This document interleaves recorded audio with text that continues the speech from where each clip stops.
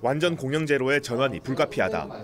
지난 3월 춘천시가 구성한 버스 운영체계 공론화 TF위원회의 발표입니다. 이후 불이 붙은 시내버스 완전 공영제 논란은 지난 11월 이재수 시장의 공영제 도입 결정 발표로 절정에 달했습니다. 경영의 불안정뿐만 아니라 시민들의 불안도 가속될 수밖에 없고, 그런 불안의 악순환이 서비스의 저하와 또 이용률 저하와 그러한 상황을 가져올 수밖에 없었다라고 저는 판단합니다. 그래서 이제 새로운 접근이 필요하다고 봤고요. 그리고 최근 춘천시의회는 공영제 도입을 위한 연구 용역비 4억 원을 통과시켰습니다.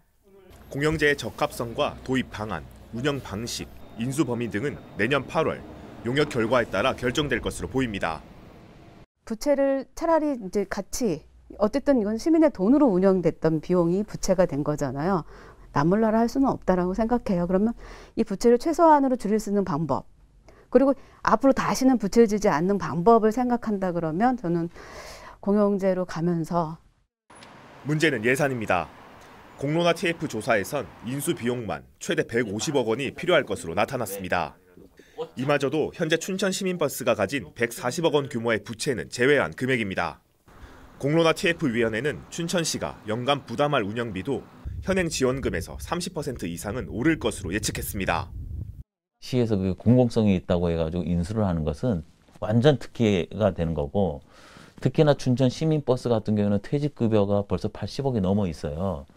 그것을 시민의 혈세로 메꾼다는 것은 그것은 자칫하면 뭐 업무상 배임, 뭐 직권남용 등 이 형사적인 문제도 이렇게 발생될 수 있기 때문에 결국 시내버스 인수 방식을 두고 갈등은 계속될 것으로 보입니다.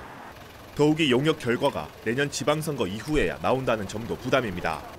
지방선거 결과에 따라 정책 방향이 달라질 수도 있다는 건데, 공영화를 꾸준히 요구해왔던 지역 시민단체 역시 공영화 결정 시점을 두고 아쉬움의 목소리를 냈습니다. 그 지방선거 이후에 이제 어떻게 바뀔지 이게 우려스러운 부분이긴 한데, 그 시내버스 문제는 30년 넘게 지금 해오면서 여러 가지 이제 나타났던 문제들이 있기 때문에 그 다음 시장이 오더라도, 다음 시장이 누가 되더라도 관계없이 올해 내내 공영화 문제를 두고 지역 내 최대 갈등 이슈로 떠올랐던 춘천 시내버스. 찬반 의견이 팽팽하게 맞선 가운데 갈등 양상은 용역 결과가 나오는 내년 8월 이후에도 계속될 것으로 예상됩니다. 헬로티비 뉴스 양진호입니다.